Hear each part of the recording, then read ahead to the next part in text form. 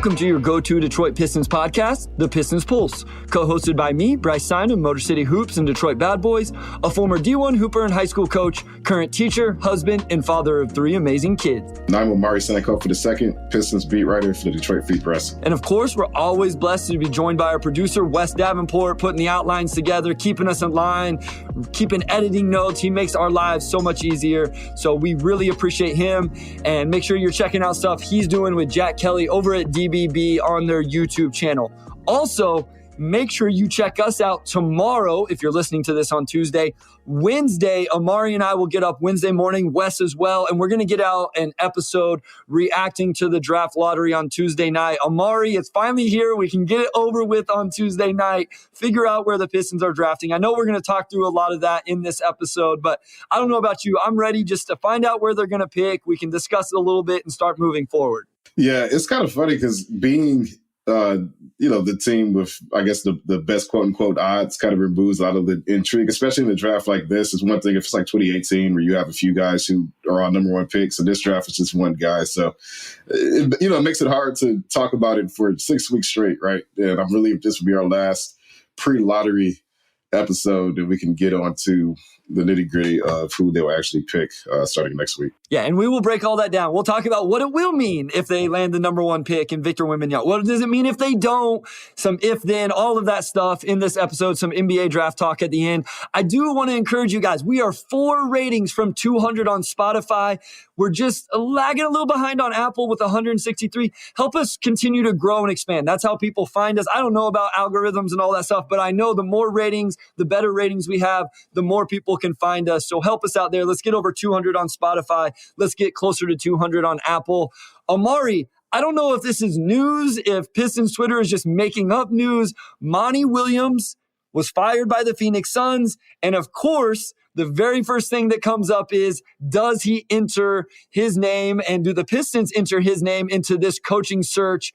Just give us a little bit of an update. Where are things at? Have those interviews happened out there in California with the owner, Tom Gores? Is Monty Williams really being considered? Where are we at with all of this? They interviewed the 3 finalists last week, Jaron Collins, Kevin Ollie, and Charles Lee, and they're not going to make a decision until after the lottery. That I'm not saying they're going to have anything Wednesday, but sometime after the lottery is when they'll make their decision. So knock on wood, ideally this will not age poorly by the time this episode comes out on Tuesday, since we're recording this Sunday evening. But Monty Williams, I think, for a coach as good as him to become available this late in the process. As we're recording, guys, I don't even think it's been a full 24 hours since he was fired. But I would think the Pistons, like either Monty Williams' camp or Pistons camp, would make contact with the other at some point. Like, I'd be surprised if there was just no talks took place there at all.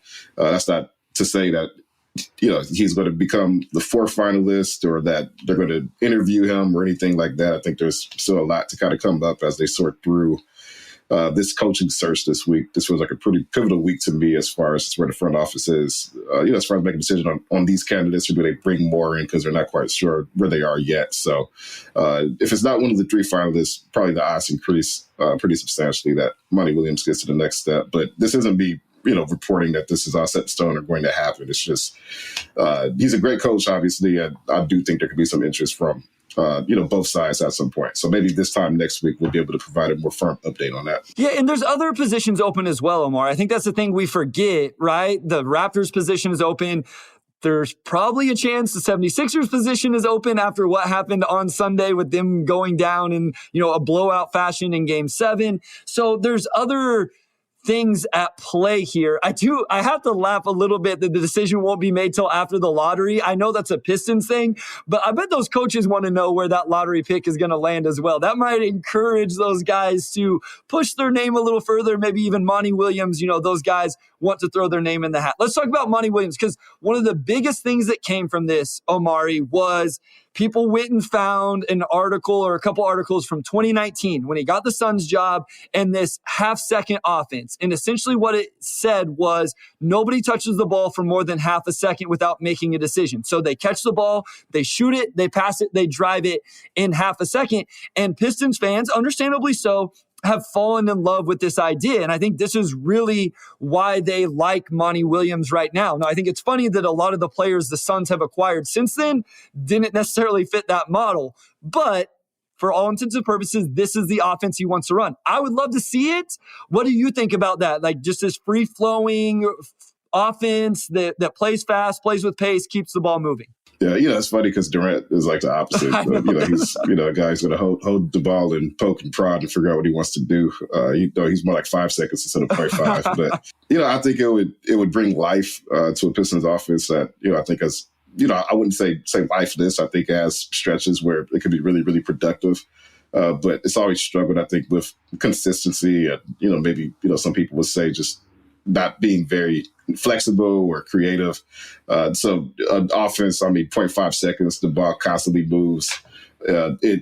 It punishes indecision, right? And I think we've seen a lot of indecisive moments just from Detroit's offense over the years, which a lot of that's just young players, right? Like that's not necessarily reflective of the system when, you have 20-year-old ball handlers and, just an influx of rookies that have come in over the last few years. But we've seen with Monty Williams, we've seen just how immediately he impacted Phoenix when he arrived a few years ago. The set in stone, I mean, we've seen the results, and obviously that would be a good hire for the Pistons if they were ever to go that route, just seeing what he's done at previous stops. I kind of wonder if this was a mutual thing. If Monty was like, hey, I came in, I want to run this offensive system. I had the guys I wanted to execute it. And then the front office started acquiring guys that really didn't fit. Like, I wonder if there was a disconnect there in general. And then obviously they've had some disappointing finishes over the last couple of seasons. I think it's interesting you bring up like how creative and fun it would be to watch. I just want to say, Omari, yes, the read and react half-second offense is very fun, and you have to have a lot of creativity.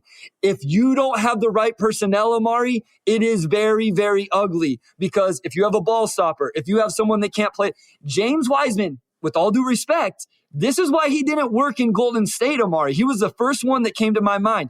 He didn't work in Golden State because it was read and react, screen for Steph, then slip it, and then do this, and then catch right into a DHO, and he wasn't able to operate that fast.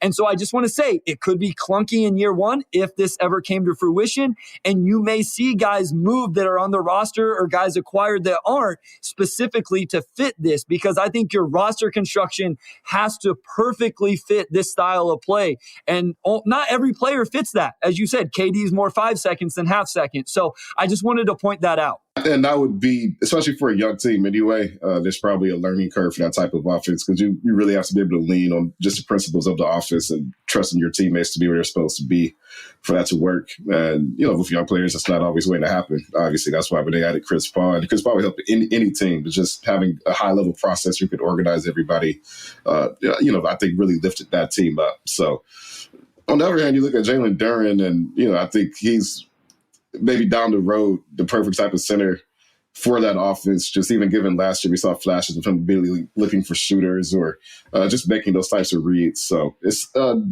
retooling effort would probably take place to get the right personnel around that. But K, Duren, like Ivy, like they have players already who could make that work pretty well, I believe. No, absolutely. I agree. I think Jalen Duren was one of the first guys I thought like this would fit what I think you and I and a lot of people believe he is as a basketball player. Cade Cunningham, I mean, he fits any system, but this system especially. I think Jaden Ivey would be good. Like you said, like there may be some growing pains, but I think it would actually help him grow if he was forced to play with these quick decisions. And then honestly, the guy I really thought of is Killian Hayes. If there is a chance for Killian Hayes to last in Detroit and find success here, I believe it would be in an offense like this that is essentially 5 out, read and react, drive and kick, move, quick decisions, and values high basketball IQ, awareness, feel players. And I do believe that's what Killian is. So I think he was another guy that automatically came to mind for me.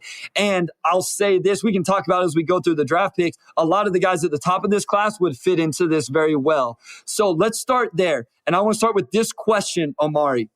Is this the most important lottery of the rebuild so far? Is landing the number 1 pick or not falling to 5 or whatever it may be, is this the most important of these 3-4 lotteries? I'm going to say no, only because they already got a number 1 pick 2 years ago in Cade. And I mean, he's only played, I think, 74 games. So we haven't really seen the full impact of where it could be so far. But I think because they've already won the lottery, because they already have so many pieces set, if they don't get Wemby, it's not like all of their efforts over the last 3 years are immediately tanked, right? All of the building you've done still counts, still matters. You're still positioned next season to make a pretty big leap over that 17-win record last season.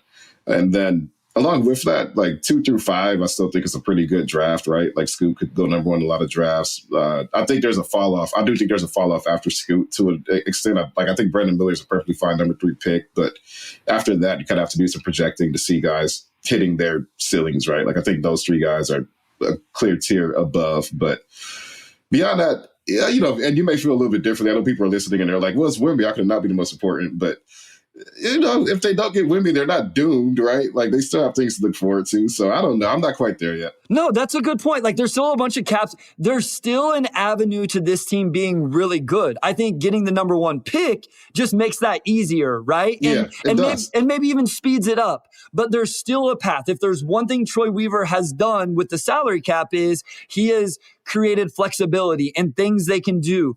The draft pick situation, not quite as great, but there would be ways to acquire future draft assets if he thought it was necessary by taking on sin contracts with that cap space.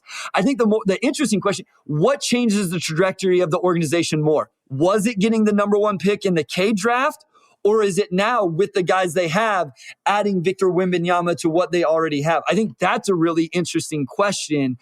And I think there's an argument for both sides. If they don't land Cade, where is this team at right now? How are we feeling about this team if they don't end up? What if Jalen Green's on this team? How are we feeling today? Evan Mobley, you're probably feeling okay. Scotty Barnes, I don't know. As we talk through it, I don't know that I have an answer. I feel like my answer, Omari, is still Victor just because he is this generational type prospect. But I understand where you say, hey, they already got a number 1 pick. They have a face of the franchise. They have a Jaden Ivey, maybe even a Jalen Duren. And so not getting the number 1 pick isn't as dire as if you wouldn't have got the number 1 pick in the K draft. I'll put it this way. So Wemby is the best prospect since LeBron James, right? How many championships did Cleveland win during LeBron's first stint? None. They didn't. How many finals did they make? They made 1. 1. And he went superhuman heroic. They could get Wemby, but if you don't know how to build a team around him, it doesn't matter. So that's why, to me, Wemby is a piece. But to your point, adding Wemby to K probably positions you basically to have 2 potential superstars to build around on rookie deals, or even like that first extension before they get super duper expensive. And that gives you a lot of flexibility going forward. So I guess in that sense, adding Wemby to Cade, of course, is more pivotal than just getting Cade on his own. So in that case, well, now you're swinging me in the other direction a little bit, and I kind of see it, but you have to still know how to build a team around these guys, right? We don't know how good Cade is yet. We don't know how good Wemby's going to be. So you still have to get those auxiliary moves right. Like Cleveland only got a ring with LeBron because LeBron was a good person and said, you know what, I'm going to go back and fulfill my destiny to get Cleveland the first championship in 40 years or whatever. And Cleveland had the number 1 pick again and was able to take that number 1 pick and trade it for established veterans. Yeah. Like they got the number 1 pick 3 times in 4 years. Only one of those dudes ever played. Kyrie played for him. Anthony Bennett was a bust, and they traded Andrew Wiggins. I think I have all that right. I'm not a Cavs expert, but I think that's all right. Yeah, no, they traded Wiggins for Kevin Love. Yes. It's just, like, you have to know how to build a team. The second time, they had tools to be able to form a new team around LeBron, right? Kyrie had already been there, but they didn't do anything with Kyrie. And that's another example. You still have to have LeBron James come back because Kyrie lives up being the number 1 pick, but he wasn't quite that franchise changer on his own.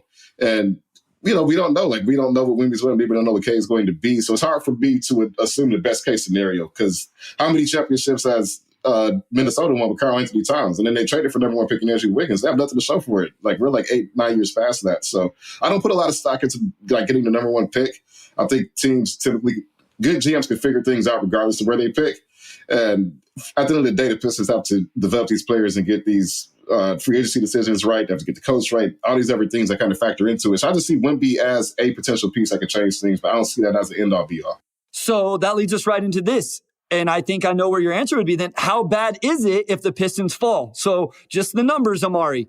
They have a 12% chance to pick number 4. That's actually the individual lowest, not by a lot, but it is the lowest percent chance. At 5, they have a 47.9% chance. That is by far the individual highest, almost a 50-50 chance of picking number 5. So how bad is it if they fall to 4 or 5? Essentially, a lot of the same guys are going to be in play, whether you're at either one of those spots, but you have a 59, almost 60% chance at picking 4 or 5. So there's a pretty big drop off. Like I mentioned it earlier, there's a pretty big drop off to be from Wemby and then to Scoot and then to Brandon Miller. To me, that's like 1, 2, 3 in order. And I'm probably going to feel that way, going into the draft unless somebody's combine numbers jump off the page or are bad or whatever. But right now, I just feel like that's a clear 1, 2, 3.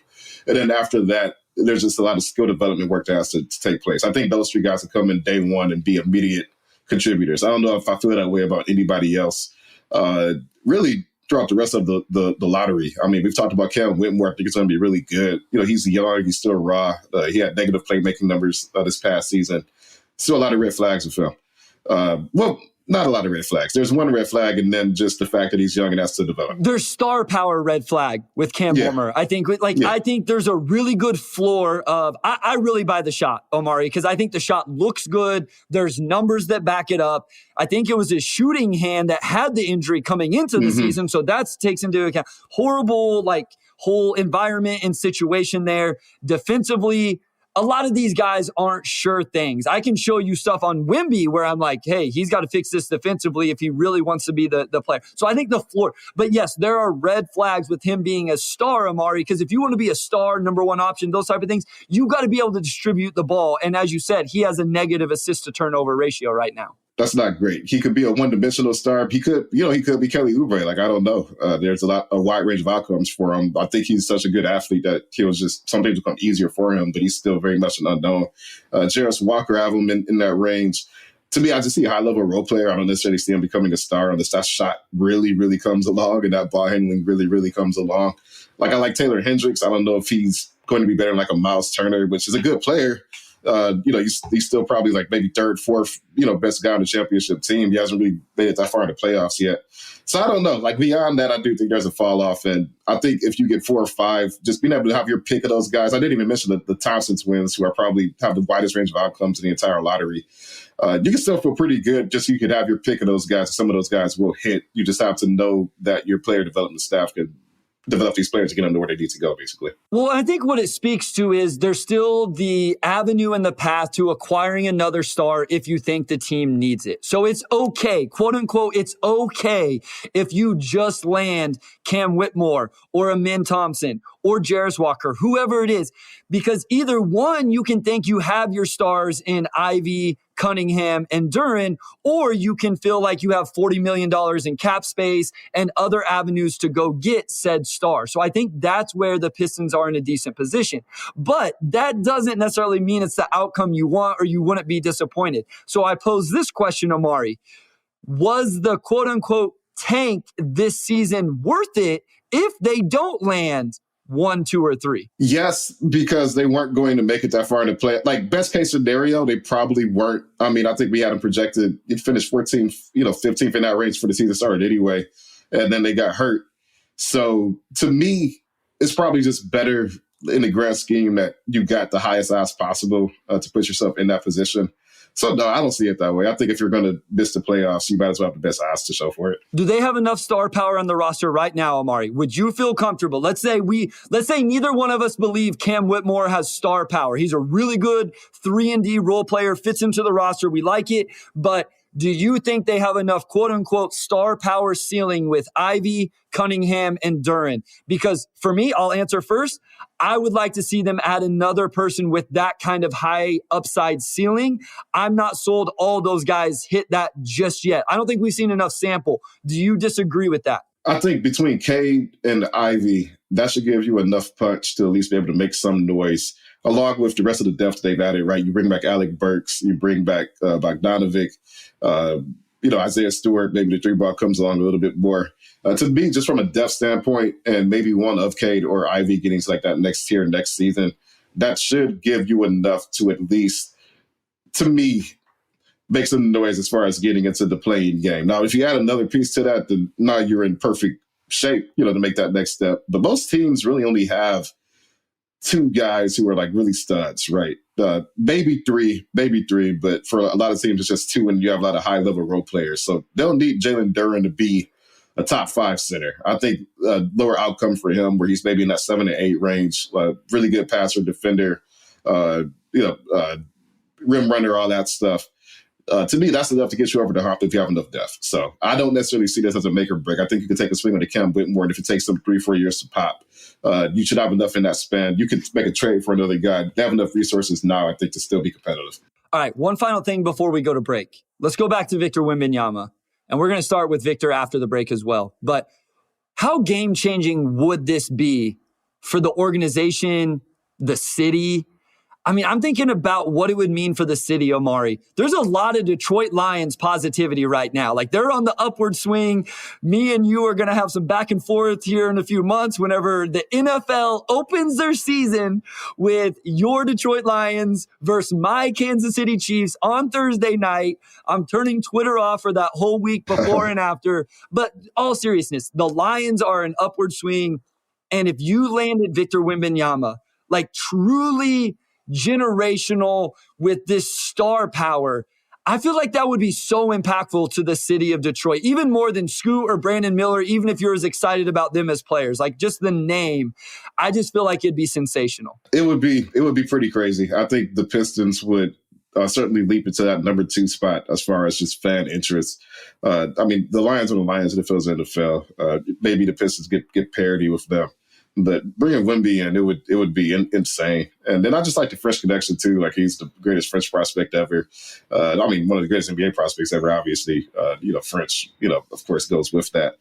Detroit being, like, just having French roots, the word Detroit meaning straight, like maybe Victor's name is the straight or something if he goes to the Pistons. I don't know. I just think the connection there is really cool. And obviously it's been 15 long years for Pistons fans here without a playoff win, which when you compare the previous 15 years to that, obviously it was a period of incredible success. So, I guess some could say the Pistons are probably due, for some type of turnaround, and Wemby being that would just obviously be perfect. All right, we're going to go to a short break. When we come back in segment 2, we're going to play some if-then. If the Pistons land the number 1 pick, then this will be the pick. This will happen in free agency. This will be the starting lineup. And we'll go down the list of the potential spots they would choose from, starting with that number 1 pick right after this.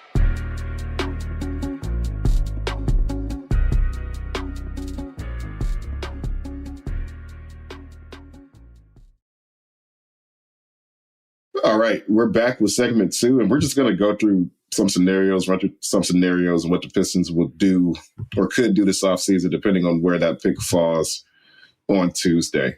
So, Bryce, we'll lead off with you. If the Pistons land the number 1 pick, I already know who the player is going to be there, but who do they draft at number 1? Let's just start the exercise from all the way from the beginning. So they're gonna draft Victor, right? There is no questions around this. We've talked about it. We know it. We get it. We understand it. I think if you land Victor, you really feel good about the star power in your organization that we just discussed. I don't know that I would make another big move, Omari. I think a lot of people would be like, okay, now you go for it, right? I think you let this thing grow organically. You have Ivy, Cade, Wemby, Duren. I think that those 4 fit together perfectly. I may even say, you know what? Start Boyan at the 3, maybe make 1 free agent signing. People are going to think I'm crazy. I think you may disagree with me on this. I would actually use that cap space to acquire future assets. I would take on a Sin contract. I would acquire a future asset because you're going to lose a number 1 pick in the next couple of years if things go the way they should. And I want to build sustainability. I want to be able to reload every season and bring new guys in and fresh guys in to keep this thing going. So I would just roll with what I had, maybe sign some veteran presence to come off the bench, and then I would use most of that cap space for future assets. That would be my game plan if I landed number 1. Honestly, I could sign off on that for sure. I mentioned the depth earlier. You can just bring everybody back. You have Wemby. Just get a full season of growth from that young core, a full season of development. And and then just restock the tool chest. You have around $30 billion in cap space to do whatever you want. Some people may say, hey, go get, another star. Like, let's go all the way in on this. I'm all for, it's just my personal philosophy. Maintain that flexibility as long as you can and don't needlessly speed things up if you don't have to. Just let these guys grow, let these guys figure things out. I would absolutely sign off on that if I were Troy Weaver in this scenario for sure. I don't think it would make sense to go all in if you get Wemby. Just let these guys develop. Maybe 2-3 years down the line, you can make a big move then. Or if guys really, improve rapidly, you can make a swing sooner, right? But you don't need to do it this summer. If you're really there, like if Wemby comes in and is that dude and Cade makes the jump and Ivy gets better and then the trade deadline, you trade whatever you have to, you go all in and you make that decision. I'm cool with that. But I think the rest of the summer should be chill. I think it should be relaxed. Like you're saying, you bring guys back, you round out the roster, you get some depth. I'm fine if all the vets are coming off the bench and that's where your veteran presence comes, but you start all those young guys, let them grow together, and you really find out what you have.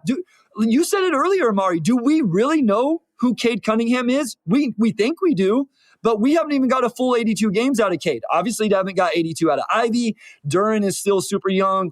And then I can't imagine Victor's playing 82 games in his rookie season, not at 7'5" and entering the NBA and all of those things. Like, you got to be smart with how many minutes you give that guy. So I would just slow play it.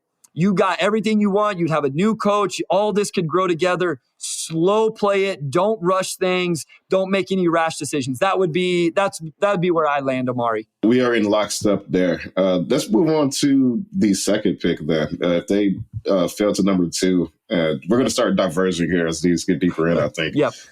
Who would you pick at number 2, Bryce? Oh, man. I've been Scoot the whole way. And I just am having a hard time deciding whether I still do not have those guys in the same tier between Scoot and Brandon Miller. So for the first time, I think I might be leaning Brandon Miller with this pick, just because I do think I have them in the same tier right now as things stand with the film I have watched and what we know today. And so I think that that's where I have to go. Like, I have to stick to what I believe in terms of if they're in the same tier, then you can choose fit. And if that's where I really have those guys, then it would be Brandon Miller. I would take Scoot. And the reason is because Scoot is an engine. And I think you could very easily, if let's say you were comfortable with Cade Cunningham and Jaden Ivey as your backcourt going forward, and you don't think you're going to regret trading Scoot, you could immediately flip Scoot to Houston, assuming they don't, get the number 1 pick, or any other team that could use a point guard, right? You could probably send them to San Antonio if you wanted to. You could send them to a lot of teams, really, and possibly get the number 3 pick. Like, maybe Houston gets number 3. So you say, hey, we'll give you Scoot. You give us number 3 and, future pick or one of the young guys on the roster. There's a lot of things you could do.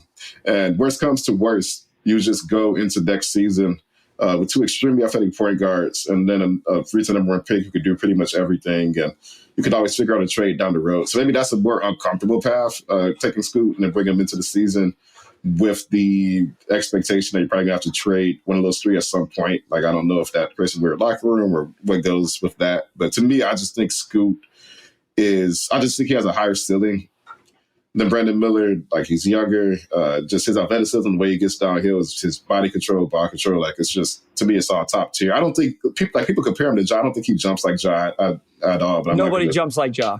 Nobody jumps like Ja. I'm not going to get off on a tangent, but I would just take Scoot. I'd take Scoot, best player available. Figure it out later. If you can move down, cool. If you carry him to the season, I'm cool with that as well. So I want to emphasize something. I still have Scoot as the number 2 player on my board. That has not changed.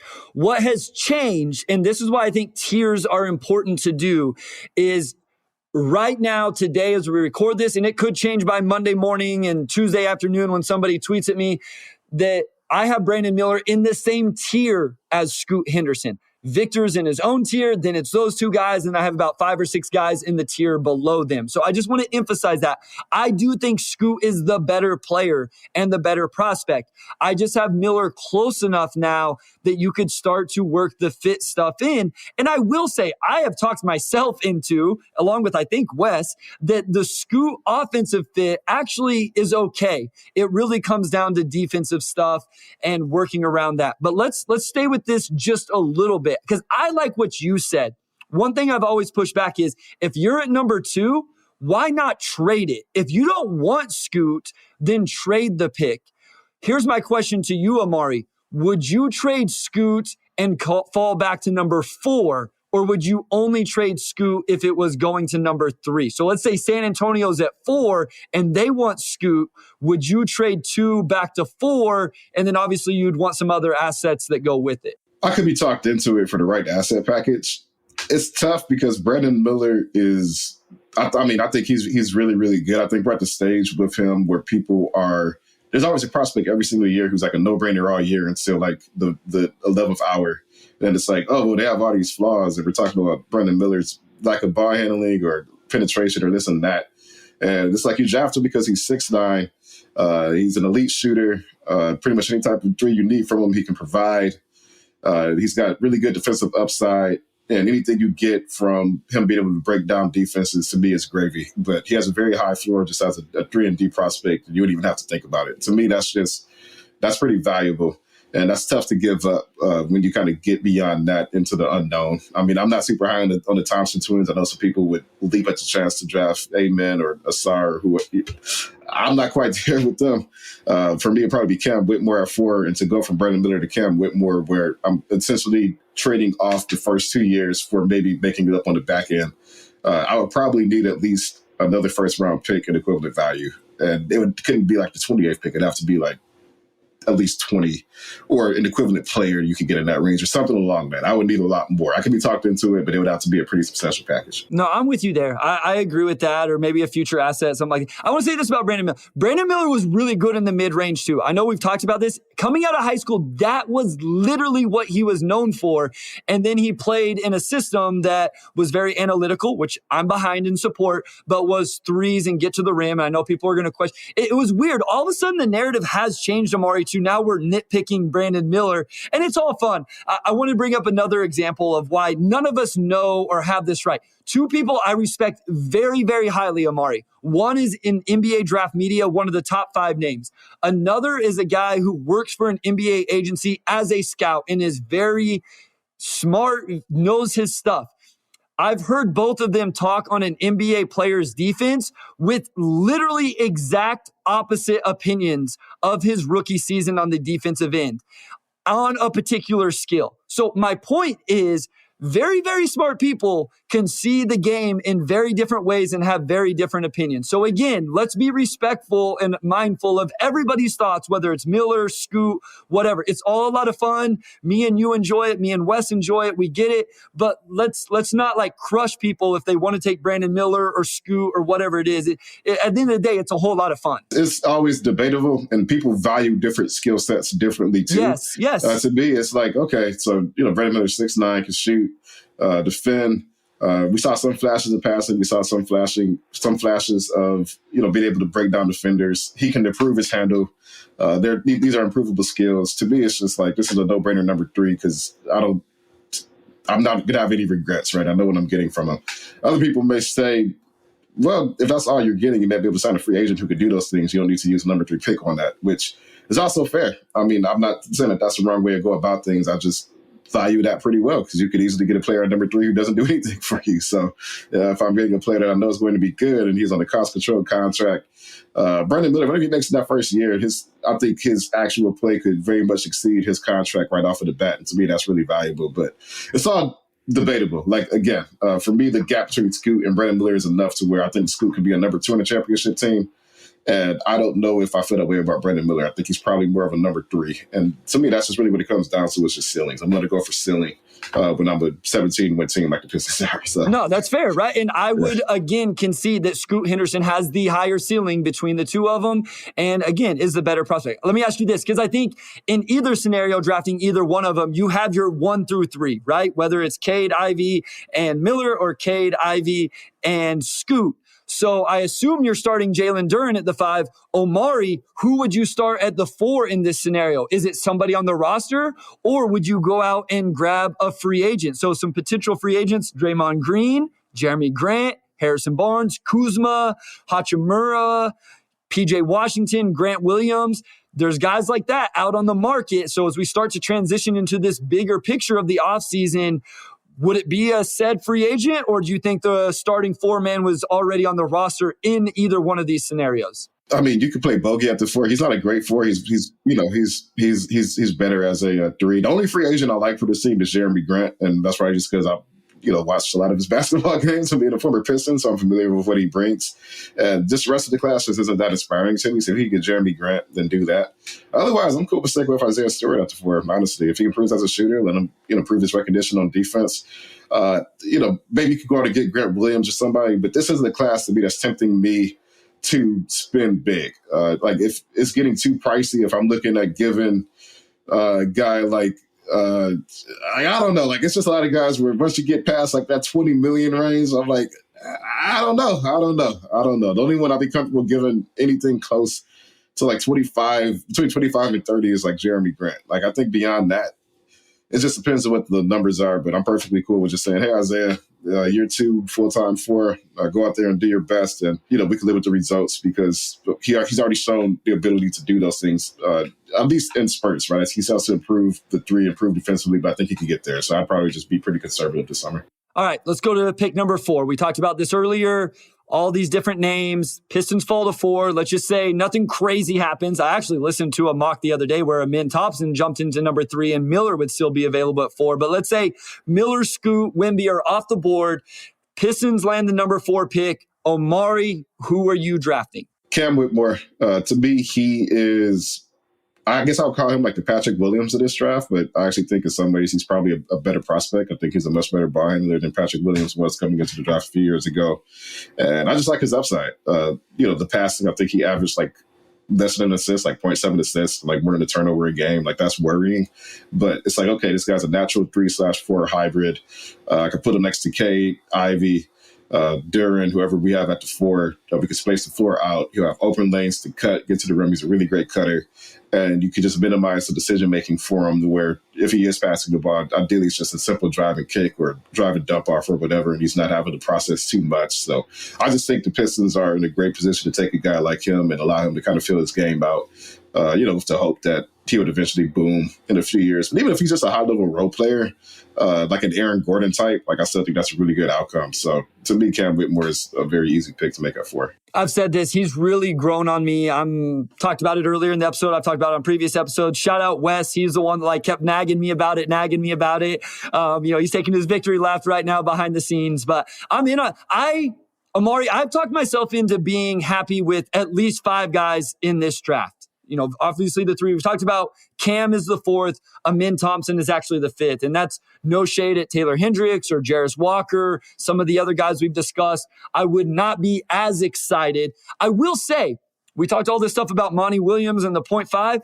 Cam would be the one guy I think you'd want to do more research on that may not fit that quite as well as some of the others because of the quote-unquote processing issues. Now, I will say, I'm not saying he does. I haven't watched enough film, but there's a lot of stats that would say that could be an issue. Again, Villanova was a mess this last season. So let me ask you this, Omari. I know you just talked about the free agency class, but you miss on the 3 big names. You draft Cam Whitmore. Are you going big name hunting? Are you going for a big trade this offseason? Are you trying to make a splash in another way? Or are you just rolling into the season with Cade, Ivy, Whitmore, Bogey, Duren, and then the crop of guys they have off the bench, a 2nd-round pick, maybe 1 veteran signing? Again, I think Jeremy Grant, to me, is just the one guy that really kind of stands out as the perfect natural fit for this team, which is just really funny, given that if you trade him and get him back and he is in the perfect where he should have been from the start, then I think that's gravy for Detroit. But I mean, I really don't think the Pistons need to do a lot this summer. I know there's probably maybe some itch from the fan base to see, or some fans to see them make some sort of splash and really try to go for it next season. But to me, just overpaying the wrong player would be a mistake. You don't really need to do that. To me, just this roster is already fairly balanced as is. They definitely need some sort of 4-man to come in, but maybe that's Cam Whitmore. He may have a great combine, and he may be. It seems like every year there's a really athletic player who comes in with all these question marks, and then it just turns out their game is just way more suited for the NBA. And after like 35 games, they just start to really put up numbers. And to me, I think that could very well be Cam Whitmore next season. So I'd feel pretty comfortable just bringing in maybe one or two vets, guys who just fill, roles, maybe like a Torrey Craig or somebody, and just going from there. Well, they need to overhaul the wing forward position, right, Omari? Yeah. And in the scenarios we're talking about, outside of Scoot, but if you draft Scoot, essentially Cade has become a wing forward, which I know is the reason a lot of people don't like that. But you've overhauled it with Cam Whitmore and Jeremy Grant, or Brandon Miller and Jeremy Grant, whoever it is, like as you're saying. And so I want to go to a break, but I want to stay with this. We still got to talk about pick number 5. We got to talk about the most controversial pick that Troy Weaver can make. So we're going to come back. But Omari, when we come back, I would like to stay with the Jeremy Grant conversation for just a second, because I think some people are probably screaming at their cell phone or wherever they're listening to about, we just traded Jeremy Grant. Why would we bring him back? And I think the context around that needs to be talked about. So when we come back from this short break, we'll touch on Jeremy Grant, pick number 5, and the NBA playoffs. All right, we're back with segment 3, and we're going to keep the Jeremy Grant conversation going. So it should be noted that Jeremy Grant just had the best season of his career, right? And he's, of course, playing off of Damian Lillard and Anthony Simons. So he's got these pieces around him who make his life easier. But, just absolutely terrific season shooting the ball. I thought he was really engaged defensively. Troy Weaver made it pretty clear in his end-of-season press conference, we need a wing who can defend and ideally shoot threes as well. We know that there's a relationship there. If you can get him back on a good contract, to me, that's easy money. Omari, you took the words out of my mouth. He's in a role where he can be successful, and he wasn't in that role when he was in Detroit. We talked about this a couple weeks ago with Bruce Brown and why Bruce Brown is thriving since he left Detroit, because he's playing in a role that perfectly fits his skill set and what he's capable of. And if he was in Detroit right now, I have a feeling that fans would not be huge Bruce Brown fans, because he wouldn't be doing what this team ultimately needs. But if you brought Bruce Brown back in 2 years, he would be able to do what he's doing for the Nuggets now, assuming the Pistons stay on the track they're on. This is the same thing with Jeremy Grant. Jeremy Grant came to Detroit to be the man, and he got to be the man for a year. And then they drafted Cade Cunningham, and that changed really fast. And I don't blame Jeremy Grant for maybe wanting out of town or the situation changing. He went to Portland. He got to play in this role. And if Jeremy Grant is willing to come back to Detroit with Cade, with Ivy, with Duren, and a draft pick, and take that on, then you're right. He's worth $25 million to come in, fill that role, knock down threes, and be the defender he wasn't in Detroit because he had too much of an offensive load. So I am on board with bringing Jeremy Grant again, though, at the right price, which I thought you said this perfectly. You can't overpay some 4 or 5 year contract this offseason and really put yourself in a tough spot moving forward. Yeah, you just can't. I mean, they have great flexibility. You have all these guys with rookie deals. The roster's going to get more expensive maybe Cade gets a max one day, maybe Ivy gets a max one day. So you have to be mindful of that. But you just don't need to go into the summer guns blazing, just trying to get the most expensive player you can. Like, you really don't. You can spend that flexibility for it. Just get somebody who fits, what the roster needs now. But Jeremy Grant, maybe you could talk me into making that type of commitment. And I say 25, but the way the TV money is making now, where you're going to have superstars making $60 million not too far from now, at that point, 30 really doesn't look bad at all. And that's all of Detroit's cap this summer. So at that point, you're probably just looking at some sort of MLE signing. But even that's fine. They don't need to make a lot of additions. I think Jeremy Grant and then MLE, whoever, maybe a veteran guard or whatever need you want to address. To me, that plus whoever they draft, that's a good offseason to me. No, you'd have 2 draft picks. You'd have, if it's Jeremy Grant, you have a little more cap space, and then I think you have the room exception. So like you have the avenue to add the necessary players you need. There's not like there's 5 rotation openings on this. I mean, the big man rotation is essentially crammed as it is. You add some wings, and now that's locked up. The backcourt, essentially, if you keep Alec Burks, if you exercise the club option on Alec Burks, again, the number 31 pick, or if you trade back into the first round, I just don't think that there's a lot of room to maneuver with multiple free agent signings in that way. So if you can make one splash with somebody that you feel really confident in, that makes sense to me. Let's talk about essentially the number 5 pick, Omari, which we can't play out who got picked at number 4, but let's just say it's not Cam Whitmore. Who would be the second option for you picking at 4 or 5? It doesn't really matter, I guess, in this scenario. So 3 are off the board. Cam Whitmore's not available. Who's the next guy? At that point, it's probably Jarris Walker, who I think is just a really good culture fit. And I do think there's a lot of overlap with his skill set with, some of what you're getting with Jalen Duren, some of what you're getting with Isaiah Stewart. But I think he is a much more natural. I think he's probably the most natural for a lot of Detroit's bigs currently on the roster. So he does feel a need. And then from there, you could always look at making a trade. Like Marvin Bagley's, like his contract's kind of in like that mid-range tier where you could package him for somebody. So at that point, maybe you just take Jarris Walker and you look at some sort of Marvin trade at some point, and then you have a front court rotation of Duren and Wiseman as your 5s pretty much, and then Isaiah Stewart and Walker as your 4s, which I think checks a lot of boxes, especially if Isaiah Stewart and Walker can really shoot the 3. And then you're pretty balanced. So I think Jarris Walker, just from a culture standpoint and fit, I think he checks a lot of boxes for Detroit. And that's probably who I would feel most comfortable with at 5, though you could probably talk me to a couple other guys as well. Yeah, I actually like Walker more than I did when we recorded the last episode. I dove into film for Draft Digest, where I do my NBA draft coverage, write articles, do all that stuff. And I actually, when we recorded the last episode, I was higher on Taylor Hendricks than Jarris Walker. I've actually flip-flopped that now. I'm actually higher on Jarris Walker.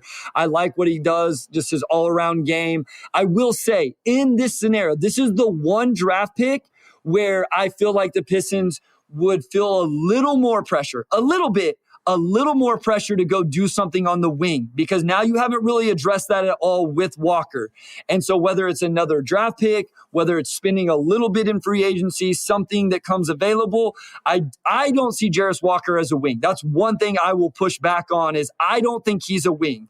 And I know some people talk about that. We talked about there's a difference between able to switch 1 through 5 and guard 1 through 5. And so I think you would have to do something on the wing in this scenario. So we were in lockstep at 4 with Whitmore. At 5, you have Walker. I would take Amin Thompson. I'm willing to go ahead and buy on the upside. And listen, I don't feel great about it. I have a really, really, really hard time evaluating the OTE and those guys. There's all sorts of weird quirks. Their power play when the team gets in the bonus is literally the weirdest thing I've ever seen on a professional basketball floor. And so I don't know how to evaluate all of it. I'm going to buy the upside, the athleticism, the playmaking. Hopefully he can shoot it good enough, the defense. But I would definitely agree that it's very high risk along with the high reward. I love the idea of Amin Thompson. I mean, he's an incredible athlete. He has the tools to be a really good defender. I mean, he does have point guard vision. He is an intriguing prospect. It's just the absolute lack of shooting. He was bad at the line. He was bad from 3. The mechanics need work. I would call him a non-shooter, because I just think teams were helping off him significantly in overtime elite. And now you bring him into the NBA. I can't, that makes me nervous. I can't get behind that at number 5. Like, if we're talking like 7, 8, like that range, at that point, it's like, okay. But especially when his strengths are already being replicated by other players on the roster, it's just like, if the Pistons needed a point guard, he would be higher on my list. I think when you're just looking at the need at that spot, his red flags scare me enough to where I just think Walker is a very safe pick. I like his game. But you could go Hendricks there too, but I think Walker, I think he just fits the identity of this team probably a little bit more than Hendricks does. Like, I just think the fire he plays with, that defensive edge he has, I think that'd be really important for a Pistons team that's just been completely lost in that end for a few years. So I could consider Hendricks there. I don't know who else I would. Maybe Anthony Black. I would probably leave Anthony Black, and then I would get to Amin Thompson as far as the players I like there at number 5. So here's what I would say. I think Cam Whitmore has a really high ceiling, and that's why he's number 4, along with the high floor. I think Amin Thompson's ceiling is just so much higher than Jarris Walker, his twin brother Asar, Taylor Hendricks, and Anthony Black. I think the one that's also growing on me is the one that you just said, is Anthony Black. And again, We talked about Monty Williams earlier in the episode. Anthony Black is a perfect fit for this type of offense because we've mentioned this, and I'm not going to steal it. I have to shout out Sam Vecini again. It called him the highest basketball IQ in this class, the highest processor. And so I think he would fit perfect if it's somebody like Monty Williams as the next coach, or even somebody else. You know, I don't know that we know what Charles Lee or Collins or Kevin Ollie will run in terms of their offense, but he is a very high processor on the basketball floor. So I'm breaking his film down this week. And so I'm really excited to see how I feel about that coming out of that film breakdown. So, yeah, I like Anthony Black. I do. He reminds me of Kyle Anderson, but more athletic and much more upside as a shooter. And Kyle Anderson, of course, I mean, he's 6'9", 6'8", like extremely high IQ processor, like really good passer, rebounder, really good defender, which Anthony Black can also say all those things. But Anthony Black, you're not going to call him slow. I said this last week, but he's a pretty solid athlete. I mean, he's not like jump out the gym athlete, but he's pretty good, you know, for a 6'7" guy. And I don't think his shooting is broken. Like, I do think he will be able to be a passable shooter. I don't see him necessarily being 37, 38%, but I think he'll be passable, and teams aren't going to leave him open. So I feel good. If the Pistons went Anthony Black at number 5, just me as, you know, somebody who was doing like draft analysis and player fit and all that, I could see it. I could see what they're going for, just adding a wing who does everything. He's not a great shooter yet, but he does get to the line. But just raising your overall defensive floor and playmaking IQ floor, you could talk me into that at number 5. I like Anthony Black a lot. Okay, last one, and then we're going to talk a little bit of NBA playoffs to close it out. What is the most realistic, like somewhat realistic, Omari, controversial pick that Troy Weaver could make at any spot? So I don't think we can play with number 1 because I don't think there's anything realistic in not taking Wemby number 1. So it can be any pick at number 2, 3, 4, or 5. What would be the most controversial, let's just say what we feel like in the Pistons community and fan base? Cam Whitmore at number 2.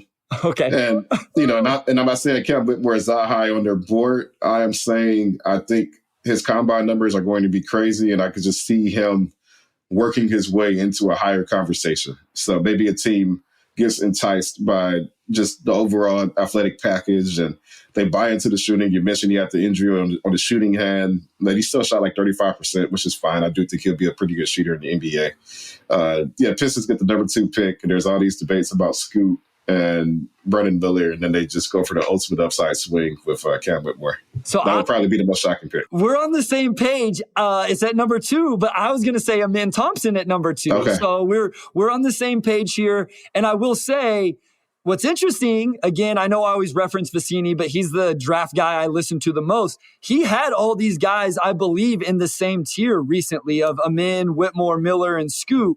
And so, like, I don't think it's that realistic, Omari, of either one of the scenarios we just said, but I do think it's possible. Realistic was probably the wrong word I used, but I think everybody understood what I was getting at. So I do think that would, I wonder which one of those would send Pistons Twitter in more of a frenzy.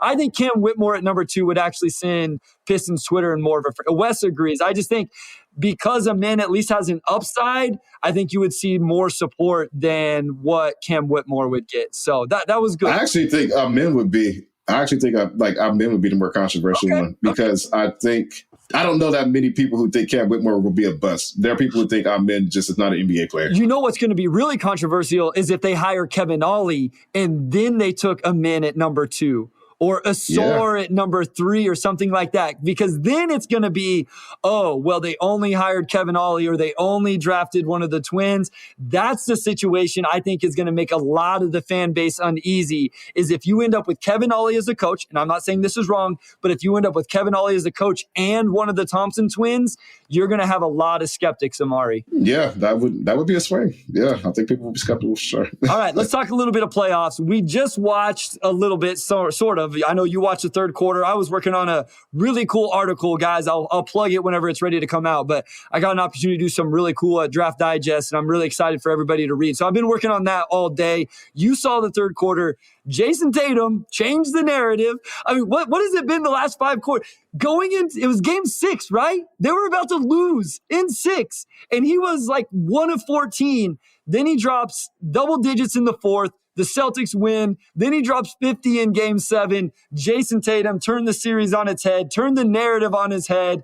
And now, like I say, Doc Rivers probably out of a job. James Harden's going to head to Houston, and it's going to be crazy. But Celtics on to the Eastern Conference Finals. Yeah, there's the meme of the drawing of that guy playing a video game, but he's like sitting upright, and then the second frame is him leaning forward, focusing. And that's basically what Jason Tatum did over his last 5 quarters. I kind of watched the first half on and off. Like going to Chicago Tuesday for the lottery, so just been packing and all that. But I watched the third quarter, and I didn't watch the fourth because the game was over after the third quarter because Jason Tatum.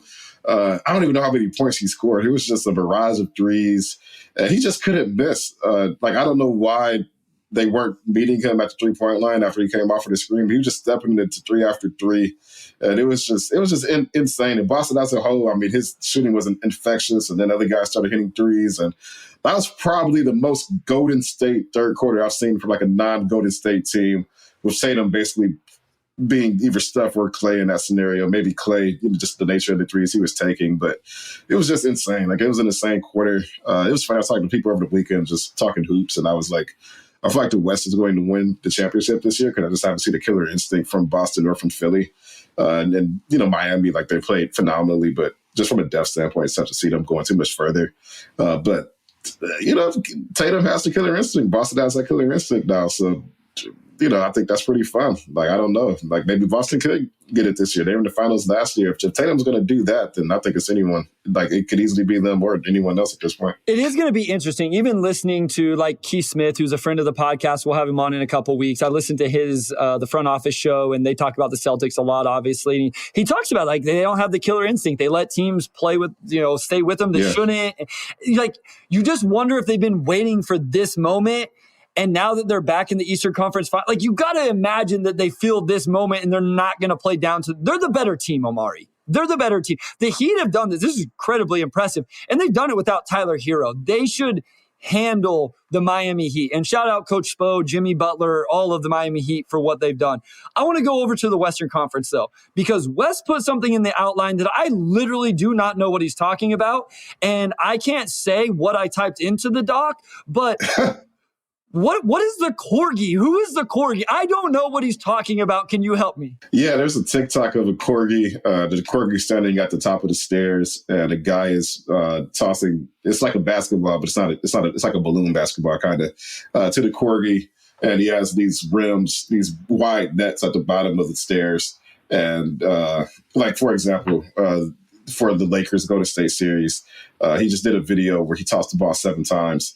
The corgi hits the ball off his nose, and then the ball either goes into the Lakers hoop or goes into the Golden State hoop. And the corgi, I think, got the first 6 games right. No, it got the first 5 games right. It predicted the Warriors falling down 3-1, and then the Warriors winning game 5. And then everybody was like, oh, is the corgi going to predict this series? So I think the corgi actually predicted the Milwaukee Heat series correctly. And it predicted Wes just reminded me in the comments that it predicted the games in the correct order, too. So it was just like this, it's like the Nostradamus of, like, corgis. And it fell apart once the Warriors lost in game 6, unfortunately. But still a pretty impressive result by the corgi. So where have you been, Bryce? How did you not see this? Where have you been? I don't have TikTok. It's been all over Twitter. I didn't see it on TikTok. I saw it on Twitter. And I haven't even been browsing Twitter. Like, I legit, like, outside of games and whatnot, like, I have made a point to, like, not browse Twitter. I saw it on Reddit. I didn't see it on Twitter. I saw it on Reddit. That's where I saw it. But it's been viral, though. Also not on Reddit. And I read the outline because I go in out of respect to Wes, and I read the outline, and I make my notes, and I get myself prepared. And it says, LAL versus GSW, can the corgi keep being right? That's what I read, and I literally have no idea what he's talking about. This isn't a bit. Sometimes you call me out for a bit. I don't know. I don't remember what it was. Or this is not a bit. This is straight up honest. I had no idea what he was talking about. But I'm glad we talked about it for 4 or 5 minutes here to close out the episode, because now I know that the corgi was predicting the NBA playoffs. I don't even need to watch anymore. Yeah, well, the corgi was like the third biggest story of the playoffs for a little bit after LeBron and stuff. And unfortunately, the Corgi's record got broken. So. All right, real quick. Sorry, Corgi. Corgi had a good run. The Western Conference, Omari. Denver just been rolling through the Western Conference with nobody talking about him. Jokic's playing at another level. They got Murray and Gordon and MPJ and like Bruce Brown just doing what he does in his role. Christian Brown doing what he does in his role. And then now you got the Lakers, who I feel like, Omari, I feel like this Lakers team is really well built all of a sudden after 2 years since the bubble when they won it of not putting the right roster around these guys. They made the right moves. My guy Austin Reeves is balling. I think Anthony Davis is the X factor because when that man is focused, engaged, and healthy, he has an argument for a top 5 player in the league, if not higher. I think this Western Conference, the series is going to be a lot of fun. Yeah, I predicted the Lakers go to State going 7. It did not go 7, but I do think this next one will go 7. I'm going to take the Lakers in 7 just because I think Denver has one elite problem solver, and he's probably the best player in the series, so I don't want to minimize it. But I think the Lakers have 2 elite problem solvers. And AD, I mean, he's just been an absolute monster. He's been a monster defensively. You're probably not going to slow down Jokic, but you can slow down everybody else. And I think the Lakers are a little bit deeper, too. So as long as they stay healthy, I think the Lakers are going to the finals. I think we're going to get a Lakers-Celtics finals. And this rivalry has not meant anything in like so long. And really, I mean, LeBron has no relationship with anybody with this Boston team, so it still won't really have a lot of hype. But I think that'll be fun. So I'm predicting Lakers in 7 for this Western Conference series. The NBA has to be ecstatic right now, Omari. They might get a Boston-LA NBA Finals. You got one of the most anticipated NBA draft lotteries and NBA drafts, and for however long, you have the international flavor to it. You have U.S. flavor to it. The NBA is in really good hands right now in the playoffs, and it's going to be an exciting offseason because we didn't even get to talk about what do the Warriors do now. Omari, what do they do? We touched a little bit on what the Sixers are going to do. What do the New York Knicks do? There's just all of these questions around the offseason. NBA, it's a great time, and it's going to be even more fun offseason. Reminder, everybody, we will be back. We're hoping to have the episode out by Wednesday at noonish. Robin is the man behind the scenes. He's going to get after it. We're going to get up first thing Wednesday morning. And just so you guys know, Omari has to work Tuesday after the lottery, so he can't record right after. It'd be super late. We'll get up first thing Wednesday. We'll record. We'll get it out. If you do want to come watch it with anybody, I'll be joining Wes and Jack over on the DBB YouTube channel, giving our live reactions and analysis to the lottery balls. But we will be out with a new episode on Wednesday at noon, and then we'll be back next week with our normal episodes going into the rest of the off season. This was a fun one, Omari. I enjoyed it as always. Take it away, my guy. This is going to be the first truly exciting week of the off season, so I'm excited, guys. Let's get to it. Shout out to our audio producer, Robert Chan, our executive producer, Anjanette Delgado, and our sports editor, Kirkland Crawford. Also, shout out to Wes Davenport, as always, and we will talk to you all on Wednesday.